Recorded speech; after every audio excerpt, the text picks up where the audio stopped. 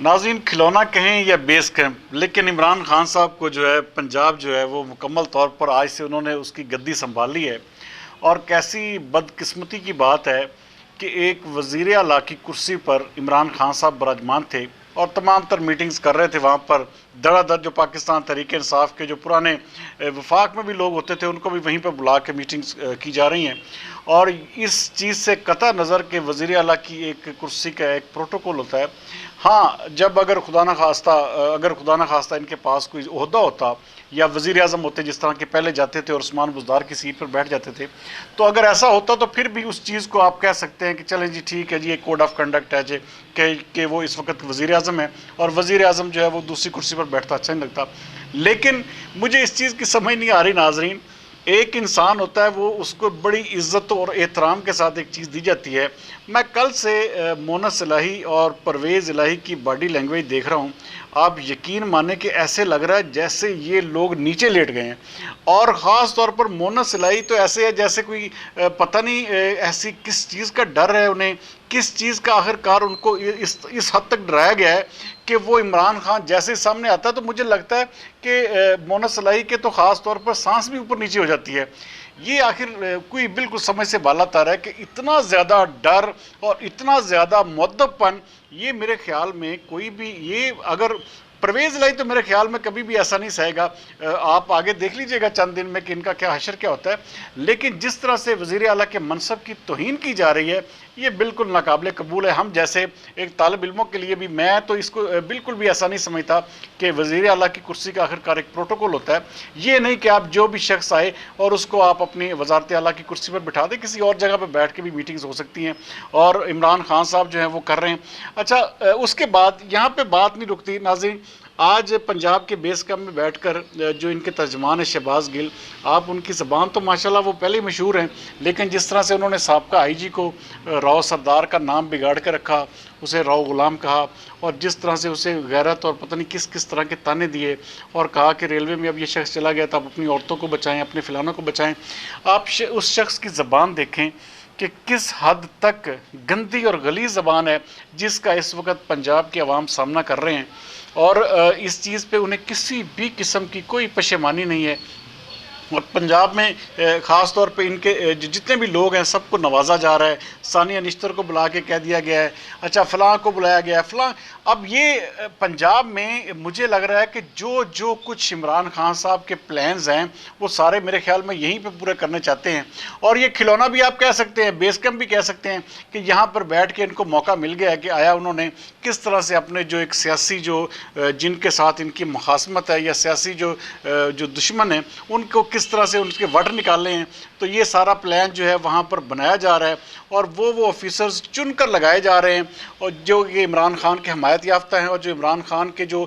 سیاسی جو اپوننٹس ہیں، جو مخالفین ہیں، ان کے اوپر جو ہے تابڑ توڑ حملے کریں گے، جبکہ ان لوگوں کو ان بیوروکریٹس کو ہٹایا جا رہا ہے جو کہ نون لیگ کے حمایت یافتہ تھے۔ اچھا ناظرین، یہاں پر یہ بھی چیز واضح ہو جائے کہ عمران خان کو قطعی طور پہ حق نہیں پہنچتا کہ وہ وزیر اعلیٰ کی کرسی پہ بیٹھے، اور یہ ساری چیزیں جو ہیں بالکل پرویز الہی کو میرے خیال میں اس چیز کا خود سوچنا چاہیے تھا۔ بہرحال اس وقت کے وہ وزیر اعلیٰ، اچھا وہ کیسی بات ہے وہ اپنے گھر چلیں گے، لیکن عمران خان صاحب وہیں پہ میٹنگز کر رہے ہیں ساری اپنی، اور وہیں پر اپنا سارا جس کو جو ڈیوٹیز دینی ہیں وہ دے رہے ہیں، اور وہیں پہ ان کی پریس کانفرنسیں جاری ہیں۔ لیکن ناظرین، اصل چیز کی طرف میں آتا ہوں جو اس وقت میں آپ کو یہ بالکل واضح طور پہ بتانا چاہتا ہوں کہ جو فارن فنڈنگ کیس ہے، یہ اس جمعرات سے پہلے جو میری اطلاعات ہیں، یہ اس کا فیصلہ جو ہے وہ ہونے جا رہا ہے، اور جس میں قرین یہ قیاس جو ہے نا، یہ بالکل آپ بعیداً قیاس نہیں کہہ سکتے کہ عمران خان کو نااہل بھی کیا جا سکتا ہے۔ یہ آپ یہ دیکھیں کہ یہ کبھی بھی ممکن نہیں ہے۔ آج انہوں نے جس طرح سے پنجاب اسمبلی میں جو چیف الیکشن کمشنر ہیں ان کے خلاف قرارداد منظور کی ہے، میرے خیال میں شاید چیف الیکشن کمشنر جو ہیں سکندر سلطان راجہ صاحب کو پتہ نہیں اور کس چیز کا انتظار ہے۔ میرے خیال میں شاید ان کو یہ انتظار ہے کہ یہ جو ہیں عمران خان صاحب آ کے ان کو اپنی سیٹ سے اٹھا کے باہر پھینکیں تو پھر شاید فیصلہ سنائیں گے۔ ایسا بالکل بھی نہیں ہونا چاہیے۔ ہاں یہ ضرور ہے کہ کسی بھی صورت میں کوئی، کیونکہ یہ جو چیف الیکشن کمشنر ہوتا ہے اس کا عہدہ آلموسٹ ایک جسٹس کے برابر ہوتا ہے اور اس کے خلاف کسی بھی طرح سے قرارداد پیش نہیں کی جا سکتی۔ اب یہ نیا قانون انہوں نے نکال دیا کیونکہ ظاہری بات ہے طاقت اس وقت اسمبلی ان کے پاس ہے، اور یہ ساری کی ساری چیزیں جو ہیں یہ بالکل ان لافل ہیں، اور کوئی بھی اس کی نہ اخلاقی تک بنتی ہے نہ قانونی کہ آپ اس کے جو چیف الیکشن کمشنر ہے اس کے خلاف اس طرح کی ورڈکٹ دیں، اس طرح کی قراردادیں پیش کریں جبکہ آپ کے خلاف فیصلہ ہونے جا رہا ہے۔ اس کا مطلب واضح ہے ناظرین کہ عمران خان کسی طرح سے بھی یہ چاہتے ہیں کہ چیف الیکشن کمشنر کو اپنے نیچے پریشرلائز کیا جا سکے، اور کل کلاں کو اگر یہ فیصلہ ہوتا ہے تو یہ ظاہر کروایا جائے کہ جی چونکہ ہم ان کے خلاف یہ کر رہے تھے، انہوں نے ہمارے خلاف اسی لیے ایک چپکش میں آ کے یا مخاصمت میں آ کر یہ فیصلہ دیا ہے۔ ناظرین، عمران خان صاحب اپنی گراؤنڈ بناتے جا رہے ہیں اور وہ مسلسل اسی کوشش میں ہیں کہ کسی طرح سے بھی تمام عمل کو جو فارن فنڈنگ کیس کا جو مرحلہ چل رہا ہے وہاں پر اس کو پولیٹیسائز اتنا کر دیا جائے، اتنا گندا کر دیا جائے کہ کل کلاں کو اگر عمران خان کے خلاف فیصلہ آئے بھی تو اس کی کوئی اتنی ویلیو نہ رہے، لوگ یہی کہیں کہ جی عمران خان کی چونکہ اس کے ساتھ مخاصمت تھی اس وجہ سے انہوں نے یہ فیصلہ دیا ہے۔ ناظرین، قانونی اعتبار سے میں تقریباً بہت سارے لائرز کے ساتھ بات کر کے اس نتیجے پر پہنچا ہوں کہ عمران خان جو ہیں کسی بھی صورت میں ان کے بچنے کا چانس نہیں ہے۔ ناظرین، یہ ملک جو ہے جس طرح سے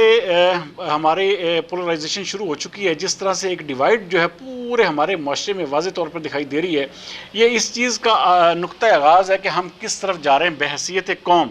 بحیثیت قوم ہمارے لیے یہ کسی بھی طور پر میرے خیال میں ہمارے مستقبل کے لیے، ہمارے آنے والی نسلوں کے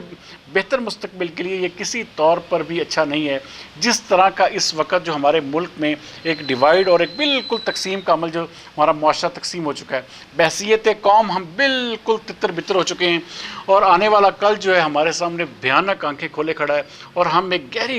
گہری کھائی کی طرف جو ہے نا سرکتے جا رہے ہیں، اور اس کی وجہ صرف اور صرف عمران خان کا یہ جو ایک رویہ ہے۔ اس طرح کی سیاست آج تک کبھی بھی ہمارے ملک میں نہیں تھی۔ جس طرح سے گالم گلوچ، جس طرح کی بد زبانی، بد تہذیبی ہماری سیاست میں اس وقت آئی ہے، اس کا علاج شاید یہ طاقت رکھنے والے ادارے جو ہیں، پتہ نہیں ان کی کیا سوچ ہے، لیکن جو عام آدمی ہم لوگ بہت ساری ایسی جگہوں پہ جاتے ہیں، ہمیں بہت سارے لوگوں سے ملنے کے بعد ہمیں یہ آئیڈیا ہوتا ہے کہ کسی طرح سے بھی ایسا نہیں ہے جو عمران خان کو جس طرح سے سپورٹ کیا جا رہا ہے، اس کے پیچھے ظاہری بات ہے کوئی نہ کوئی بیرونی اور اندرونی طاقتیں ہیں جو کہ ہمارے ملک کو کسی نہ کسی طرح خدا نہ خواستہ اس لیول پر لے جانا چاہتی ہیں کہ نہ ہماری ایٹمی طاقت قائم رہے، نہ ہمارا کوئی کسی طرح کا بھی وقار رہے۔ آپ یہ دیکھیں کہ پوری دنیا میں ہم اس وقت ایک بھکاری کے طور پر صرف اور صرف اسی لیے دیکھے جاتے ہیں کہ ہمارا جو عمران خان صاحب نے جس طرح سے ہمارا یہ 4 سال میں جو بیڑا غرق کیا اکانومی کا، اور اب وہ کسی طرح سے بھی اپنے اوپر کوئی چیز لینے کو تیار نہیں، اور ہماری قوم ناظرین اتنی بھولی بھالی ہے کہ وہ عمران خان کی باتوں کو ایسا سمجھ رہی ہے جیسے وہ بالکل ٹھیک ہے۔ ناظرین، یہاں پر یہ جو ہمارے طاقتور ادارے ہیں ان کو فیصلہ کرنا ہوگا کہ آخر کار کیا وہ اس ملک کے ساتھ کس طرح کا سلوک چاہتے ہیں۔ ہمارے پاس گنتی کے 8 سے 9 ارب ڈالر کے جو ذخائر ہیں، اب وہ بھی سارے کے سارے 3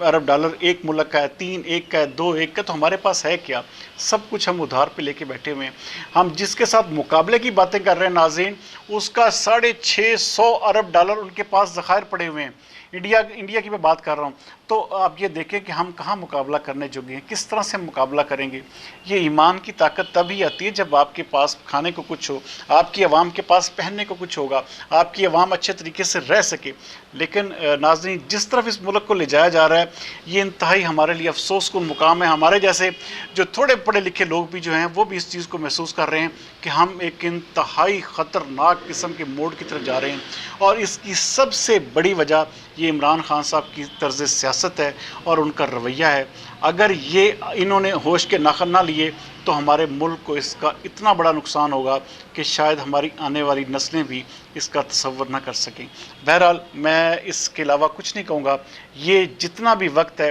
ہمارے ارباب اختیار کو اس حوالے سے سوچنا ہوگا کہ جس شخص نے دیکھیں چاہے وہ تنخواہ نہ لینے پر ان کو ایک نااہل کیا گیا، اگر عمران خان کے حوالے سے آپ اس کی چوری پہ، ڈاکے پہ آپ خاموش ہو جاتے ہیں اور اس کو بچاتے ہیں تو اس کا مطلب یہ ہوگا کہ آپ ملک کو ڈبونے پر تلے ہوئے ہیں۔ بہرحال جی، اگلے ویلاگ تک سردار امین جتوئی کو دیجیے اجازت۔ پاکستان زندہ باد۔